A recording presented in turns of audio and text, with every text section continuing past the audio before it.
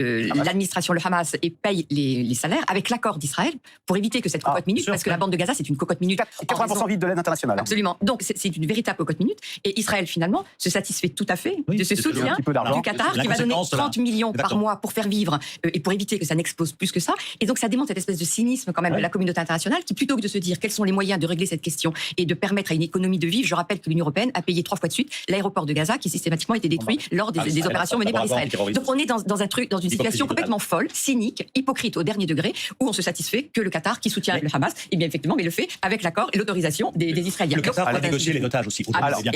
Alors, si les capitales et les pays arabes semblent s'être détournés, et les pays occidentaux, de la question palestinienne, en revanche, la rue arabe, elle, est toujours en totale sympathie et soutien de la cause palestinienne, comme on a pu le voir ce week-end avec des scènes de liesse à l'annonce de cette attaque terroriste en Israël, des scènes de liesse dans différents pays, en Turquie, en Irak et au Liban. C'est un sujet de Muriel Rousselin. Dans la banlieue sud de Beyrouth, l'hymne palestinien résonne, alors que des milliers de personnes brandissent fièrement le drapeau.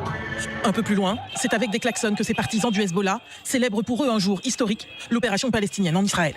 Il s'agit d'un acte héroïque, personne ne peut l'ignorer. Le Hamas a prouvé qu'il pouvait s'infiltrer et qu'aucune puissance ne pouvait l'arrêter. Il s'agit d'un acte historique qui nous permettra d'anéantir l'antisésioniste, qui n'est pas seulement une force d'occupation, mais aussi un usurpateur.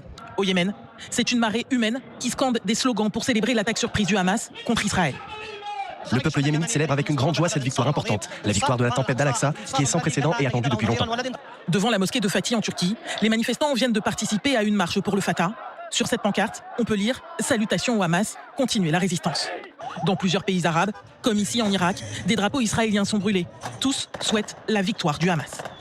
Anthony Bélanger, la rue arabe a pris fait et cause pour le Hamas. Alors, et ses méthodes. J'ai toujours un peu de mal quand on parle de rue arabe. Enfin, disons que les manifestations, parce que c'est une généralisation, une essentialisation qui ne veut pas dire grand-chose, mais enfin, prenons-la telle quelle, les manifestations d'hier ont été effectivement très importantes dans 2 pays assez étonnants. Le Yémen, qui en veut beaucoup à l'Arabie Saoudite, et notamment de cet accord de paix qu'ils sont en train de négocier, je le rappelais tout à l'heure, avec Israël, et en Turquie, qui est un allié fidèle d'Israël, enfin, avec un peu de complications avec Erdogan, d'Israël, et ce depuis très longtemps, depuis une quarantaine d'années. Donc on voit bien que là, il y a 2 points où la rue, comme vous dites, ou comme je dis d'ailleurs, que je reprends à mon compte, exprime à la fois une véritable fierté, on en parlait tout à l'heure, face à la façon dont le Hamas, pour la première fois, je rappelle, a pu se projeter à l'extérieur de Gaza et conduire, je veux dire, une opération à très grande échelle, évidemment, à laquelle ne s'attendait pas l'armée israélienne et les services de sécurité, ce qui est à la fois horrible et très impressionnant, mais aussi s'adresser en tout cas au Yémen, aux Saoudiens qui les ont quand même, une guerre.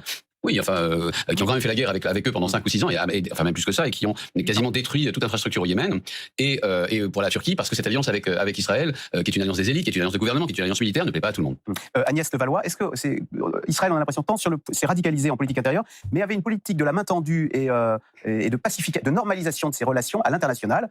Israël a normalisé ses relations avec le Maroc, avec les Émirats Arabes Unis, ils étaient en passe de le faire avec l'Arabie Saoudite. Est-ce que cette violence de ce week-end est en train de radicaliser les points de vue et va mettre fin à ce vent de normalisation? En fait, ce qu'il faut bien comprendre, c'est que ce vent de normalisation, tel que vous le décrivez, se fait sur fond de négation totale de l'existence des Palestiniens. C'est ça qui a été en jeu dans cette normalisation, initiée, je rappelle, par Donald Trump à l'époque, qui a vendu l'idée selon laquelle, en échange de quelques dollars, les Palestiniens allaient renoncer à leur souveraineté et à leur existence. Et évidemment, c'est un leurre total. Alors, de nombreux analystes mettaient en garde contre cette façon de voir les choses. Un peuple n'accepte pas de disparaître contre quelques dollars. Et Israël, évidemment, ça allait dans le sens de son objectif de régler la question palestinienne de cette façon-là, en faisant payer les pays du Golfe, l'Arabie Saoudite, les Émirats, qui déversaient de l'argent, en particulier sur la Cisjordanie, on parlait même pas de Gaza à l'époque, pour que les Palestiniens, dans l'idée des Américains et des Israéliens, ne rêvaient que d'une chose, c'est de vivre comme à Tel Aviv et comme à Washington. Donc si on met de l'argent et qu'il y a des beaux bâtiments qui se construisent avec une vie, avec un rythme de consommation à l'image de ce qui se passe aux États-Unis, tout le monde va être content et les Palestiniens vont s'en satisfaire. Ce qui était un leurre total, parce que les Palestiniens, évidemment, ne pouvaient pas se satisfaire d'un tel deal, pour reprendre l'expression de Trump à l'époque, et qu'un certain nombre de pays arabes, en particulier les Émirats, c'est finalement le plus significatif dans ces pays qui ont normalisé, eux, n'ayant rien à faire de cette cause palestinienne, eux voyant effectivement l'intérêt d'une coopération avant tout sécuritaire avec Israël, s'en sont satisfaits. Mais les sociétés du monde arabe ne se sont absolument pas satisfaits de cela. Et pourquoi l'Arabie n'avait pas suivi justement les Émirats il y a 3 ans quand les accords d'Abraham ont été signés? C'est que d'abord on dit que le roi Salman, le père du prince héritier, fait partie d'une autre génération pour laquelle la question palestinienne existe et on ne la brade pas à n'importe quel prix. Et le peuple, on a l'impression il aurait dit à son fils, tant que moi je suis vivant, il n'y aura pas de normalisation. Et MBS sait très bien que la population, la société saoudienne ne veut pas, parce qu'il y a aussi une autre dimension qu'il faut rajouter en ce qui concerne l'Arabie Saoudite, c'est que l'Arabie Saoudite abrite les 2 premiers lieux saints de l'islam, Médine et la Mecque, et que la question de Jérusalem, qui est le 3e lieu saint de l'islam, a une résonance dans le monde musulman, et en particulier pour l'Arabie Saoudite, qui se présente comme la gardienne des lieux saints, et celle qui va permettre qu'on ne brade pas, là aussi, la question religieuse, à l'heure où, je finis là-dessus, où les colons et les religieux en Israël vont de plus en plus sur l'esplanade des mosquées, alors que c'est un régime qui est défini par la communauté internationale, où les extrémistes religieux ne peuvent pas aller comme ils l'entendent sur cette esplanade des mosquées. Il y a des règles à respecter. Aujourd'hui, ces règles ont volé en éclats, et les religieux, en fait, protégés par l'armée israélienne, se rendent sur l'esplanade des mosquées. Et donc ça, c'est un élément extrêmement sensible pour les Saoudiens qui ne peuvent pas entériner une telle violation de ce lieu, de Jérusalem, de ce lieu saint, et de toute la symbolique que ça représente pour les musulmans à travers le monde, l'Arabie voulant être à la tête de ce monde musulman. Georges Malbrunno, si l'opération s'est appelée Al-Aqsa, hein, c'était une façon d'emmener avec le Hamas, d'emmener avec lui, derrière son opération, tout le monde musulman en disant je fais ça au nom de la protection de la mosquée à Jérusalem. Oui, je pense que c'était surtout une façon d'embarrasser à la fois et les Saoudiens et les tout autres pays arabes qui seraient tentés, comme les prédécesseurs émiriens marocains, de brader cette cause précise.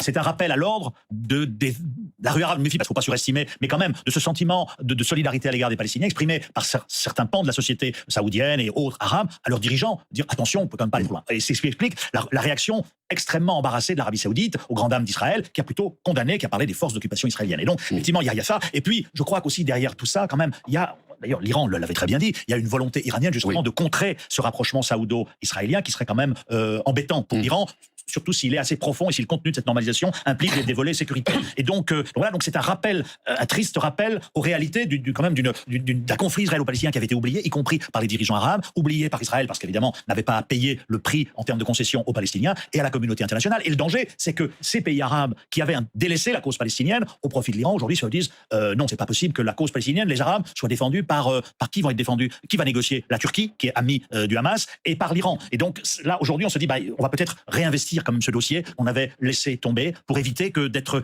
taxé d'être accusé par nos peuples, de brader ça. Et donc, c'est quand même une question assez sensible. Et quand on y ajoute l'élément religieux d'Al-Aqsa, pour les Saoudiens et autres, face à un gouvernement israélien extrêmement radical aussi. Et donc, voilà. Et donc là, on est à un basculement encore.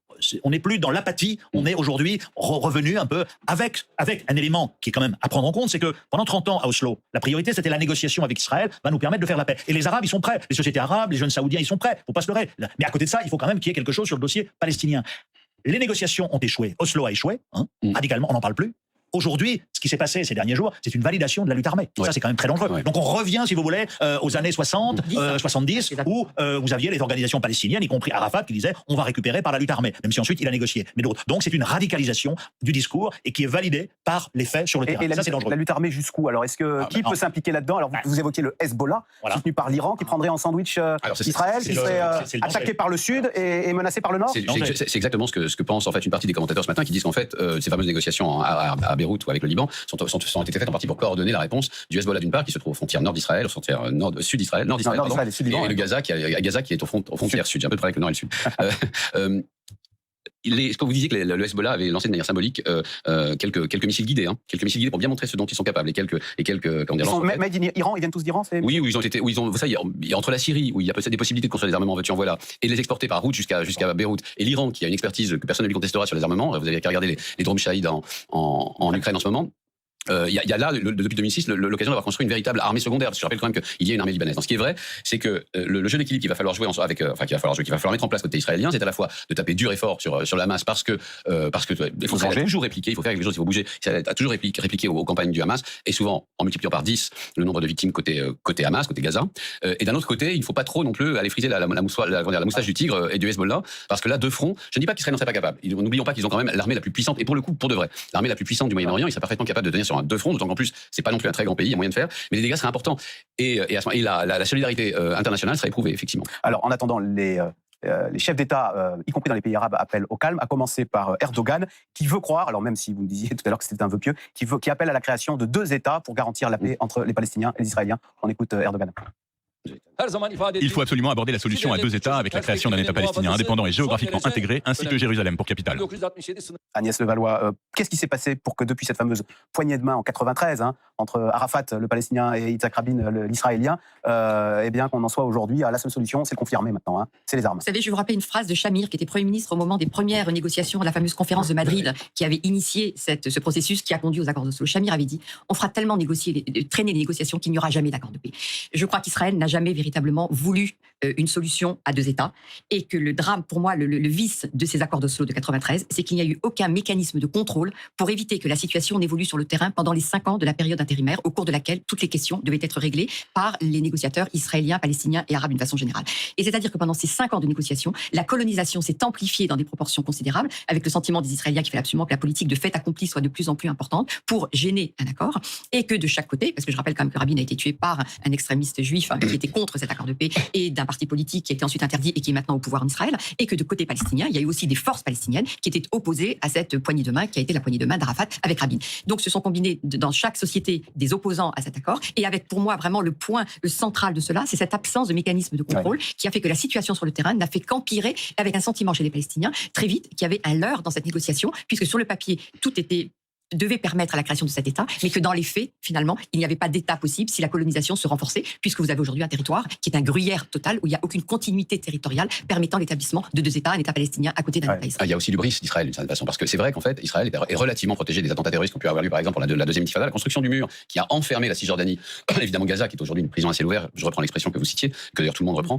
a convaincu Israël qu'il y avait des moyens de se protéger. La méthode dure, ça marchait. En tout cas, de se protéger, voire de se couper complètement des Palestiniens, ne plus jamais les voir, embaucher des travailleurs thaïlandais. Dans les morts aujourd'hui, il y a 15 Thaïlandais qui étaient des ouvriers agricoles, plutôt que des Palestiniens qui sont à 20 km, et faire venir de Thaïlande est un moyen efficace de s'en protéger. C'est pas pour rien qu'on appelle Tel Aviv the Bubble, la bulle, parce qu'elle se sent elle-même complètement en dehors du conflit, et le conflit systématiquement se rappelle à elle, et se rappelle à Israël, et aujourd'hui de manière un peu violente, extrêmement violente. Justement, Georges Malbruno, est-ce que ces attentats du Hamas et ces incursions très en profondeur en terre israélienne ne montrent pas l'échec de cette stratégie sécuritaire et des durs qui pensait-on en Israël allait permettre de vivre tranquillement en étouffant la question palestinienne? Non, ça nous mène à une impasse. C'est terrible, mais pour rebondir sur ce que vous disiez, je suis tout à fait d'accord, et c'est terrible à dire, parce que les Israéliens sont victimes aujourd'hui quand même de terrorisme, il y a eu 700 morts, mais ça fait 35 ans que je suis son fils, je pense qu'Israël a été victime de son sentiment de surpuissance. Surpuissance diplomatique, tu l'as dit, Oslo, le rapport de force était déjà largement en faveur d'Israël. Donc il n'y avait rien qui indiquait dans les accords que la colonisation devait être combattue. C'était tout le génie israélien, mais un génie qui était vain. Surpuissance diplomatique, ça aboutit à ce que tu as dit, à la deuxième intifada, parce qu'on n'a pas la communauté internationale. Les États-Unis, principal soutien d'Israël, on le sait, n'ont jamais exercé des pressions. Tu as cité 91, c'est une très belle exemple. Le seul moment dans les 35 dernières années où l'Amérique a fait des pressions sur Israël, c'est lorsqu'en 91, James Baker, Reagan, a dit aux Israéliens, pour les forcer à aller à Madrid, si vous n'y allez pas, on vous supprime, on gèle les garanties bancaires qui vous permettront d'assimiler les Juifs soviétiques qui fuyaient, etc. Donc il y a ça. Et ensuite, sentiment de surpuissance militaire, parce qu'effectivement, c'était un conflit de basse intensité. De temps à autre, Israël, pour reprendre son expression, tond le gazon à Gaza, et on n'en parle plus. Ça fait des morts, mais pas énormément. Le nombre de morts était assez contenu côté israélien. Et donc, comme ça, on s'est dit, on est surpuissant, les pays arabes, finalement, vont venir faire la paix avec nous, normaliser, on paiera un prix très limité sur la question palestinienne, etc. Et le monde entier, parce que ça nous emmerde, ce conflit. Ça fait 60 ans que ça dure, parce que ça a des implications chez nous qui sont dramatiques aussi. On veut pas voir, on veut pas faire pression sur Israël, parce que c'est un allié, on veut pas, le Hamas, on leur parle pas parce que c'est des terroristes, et donc tout ça est vain, et on l'a bien vu. Emmanuel Macron a appelé Mahmoud Abbas, qui voulait remplacer en février, donc on peut imaginer la réaction de Mahmoud Abbas. Il a appelé le Premier ministre libanais qui n'a aucun pouvoir, qui va négocier. Ce sont le Qatar, la Turquie et les renseignements égyptiens. Et donc on est et là Israël est impliqué. Mais je veux dire, il faut revenir aux fondamentaux de ce conflit, qui est un problème territorial, parce que plus on attend, plus le Hamas, tu l'as dit, est un mouvement qui n'est pas djihadiste, c'est un mouvement qui est terroriste selon l'Union européenne, mais qui est sur son flanc droit, marqué par des gens qui disent il faut taper encore plus fort, par des djihadistes qui vont dans le Sinaï. Donc c'est ce que je n'arrête pas de dire à mes amis israéliens. Il a dit, si vous continuez, vous allez avoir un Hezbollah bis et vous allez avoir Daesh au sud de chez vous. Vous avez déjà le Hezbollah au nord qui est surarmé, donc il faut revenir à la politique. Alors aujourd'hui, c'est pas le temps, parce que c'est le moment de l'émotion, mais demain, la presse israélienne, vous citiez l'Idiot, il y a le Haaretz qui blâme Netanyahou. C'est une énorme gueule de bois donc pour Israël, qui se retrouve vaincu, alors certes, il y a le soutien de l'Occident, mais assiégé Non, pas assiégé, mais c'est le jour le plus noir depuis 48, parce qu'ils ont le sentiment, à juste titre, qu'il y a une invasion terrestre. Il y a 1000 personnes en armes qui sont venues pour tuer, pour massacrer, et ça ne s'était jamais vu. Qui continue d'ailleurs, ce matin, les informations qui disaient qu'il y avait des militants du Hamas qui continuaient d'entrer en Israël. Oui, c'est pas terminé les opérations. Je voudrais que nos téléspectateurs comprennent bien la disproportion des forces. Israël, c'est 500 milliards de PIB pour un pays de 9 millions d'habitants. L'autorité palestinienne, ou la Palestine, comme définie par l'ONU, c'est-à-dire Gaza et la Cisjordanie, c'est 20 milliards. C'est-à-dire que vous avez 1 à 25. Donc évidemment, les Israéliens ont pu à bon droit estimer que leur surpuissance, et aussi l'espèce de fascination qu'ils exercent sur les pays arabes voisins, la Jordanie la Palestine, et l'Égypte, mais aussi sur les Émirats Arabes Unis, qui eux aussi cherchent à se développer rapidement, à être riches, sans passer par le pétrole et le gaz. Et malheureusement, l'heure est plus aux armes qu'à la volonté de se mettre autour d'une table. Absolument. Donc on n'est pas au fond avant qu'on puisse Non, mais dire. c'est une situation qui est une situation coloniale et qu'il va falloir gérer sous cet aspect-là. C'est-à-dire qu'il y a un pays qui occupe des territoires et tant que la solution politique ne sera pas là, la résistance telle qu'incarnée par les Palestiniens va continuer sous des formes dramatiquement violentes dans certains cas, comme on l'a vu malheureusement il y a 2 jours. Merci beaucoup de nous avoir aidé à comprendre et à décrypter ces dramatiques événements et attentats du week-end en Israël. Vous restez sur France Info toute la journée. On continuera de se tenir au courant de la situation au Proche-Orient. Bonne journée sur France Info et à demain pour une nouvelle émission.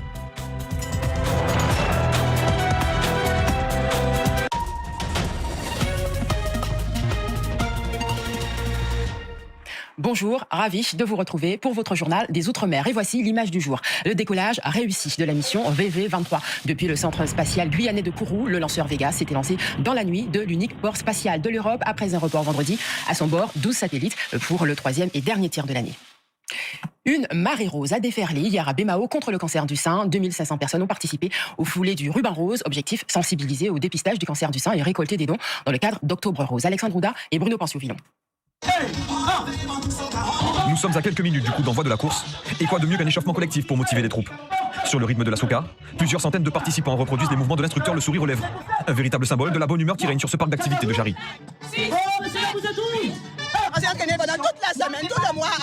Un enthousiasme et une énergie communicative affichés par tous, alors qu'ils se positionnent sur la ligne de départ. Petits, grands, hommes, femmes, valides ou non, ils trépignaient tous d'impatience à l'idée de se lancer. Il est un peu plus de 8 heures lorsqu'une véritable marée rose déferle dans les rues de Jarry. Pas moins de 2500 participants qui ont fait le choix de courir pour la performance ou de marcher au rythme des musiciens du groupe Mascafé. Une immense fierté pour les organisateurs. On a perdu des proches, on a perdu des parents, on a perdu un papa, une maman. Et aujourd'hui, c'est vrai qu'il faut se battre pour ça, d'accord? Donc, on a fait cette manifestation, mais on continuera toujours à faire les feux du ruban rose. Et moins de 18 minutes plus tard, les premiers coureurs arrivent déjà et affichent aussi leur fierté de participer à une telle manifestation. Je suis fière de représenter cette cause en tant que personnel de santé et en tant que femme aussi, en fait. Rendez-vous donc l'année prochaine pour une nouvelle édition des foulées du ruban rose qui risque une nouvelle fois de gagner en envergure. La Guadeloupe, la pénurie d'eau potable oblige à fermer toutes les écoles et crèches municipales des villes de Pointe-à-Pitre et des Abîmes, confrontées à de nombreux dysfonctionnements, parmi eux les coupures d'eau presque permanentes et surtout une eau déclarée non potable par l'ARS. Le tout premier bateau de croisière de la saison a fait escale hier à Fort-de-France et c'est un navire de luxe qui ouvre le bal, le Cibonne Poursuite, avec à son bord des passagers venant de Miami. 240 paquebots passeront par la Martinique d'ici début juin. 400 000 croisiéristes sont attendus sur l'île. Pourtant, le secteur du tourisme donne des signes de faiblesse. En Martinique, le nombre de visiteurs a chuté de 7% durant les grandes vacances. Les professionnels du tourisme dénoncent les prix trop élevés des billets d'avion et sont très inquiets. Franck Zozor, François Marlin. C'est un lieu qui se veut très agréable. Un décor cosy. Nous sommes aux Trois-Îlets chez José Clémoux. Habituellement, ces appartements sont occupés, mais depuis les grandes vacances, les réservations se font plutôt rares, il y a moins de touristes. On est pratiquement à l'arrêt, on est à l'arrêt. Avant, nous avons des périodes de haute saison touristique et de basse saison. Maintenant, on est en permanence en basse saison, quoi, voilà. Et depuis 2019. Et selon lui, cela ne fait aucun doute, c'est à cause du prix des billets d'avion qu'il y a de moins en moins de touristes en Martinique. Et pour la saison prochaine, les choses ne devraient pas s'arranger. Habituellement, en cette période, ces appartements sont réservés pour les mois de décembre et janvier. Cette année, il n'a aucune réservation. Nous subissons les conséquences de cette augmentation du prix du billet. Notre activité, c'est une activité qui faisait vivre un peu les petits commerces de quartier. Hein. En 4 ans, les prix des billets d'avion entre les Antilles et l'Hexagone auraient augmenté de 56%. Cette année encore pour 2024, les estimations prévoient pour l'instant 5% de voyageurs en moins qu'en 2022. Côté chiffre d'affaires, les grandes vacances n'ont pas été très bonnes pour notre industrie du tourisme. L'hôtellerie, c'est moins 7% par rapport à 2022. La restauration, moins 30%. Les locations de voitures, moins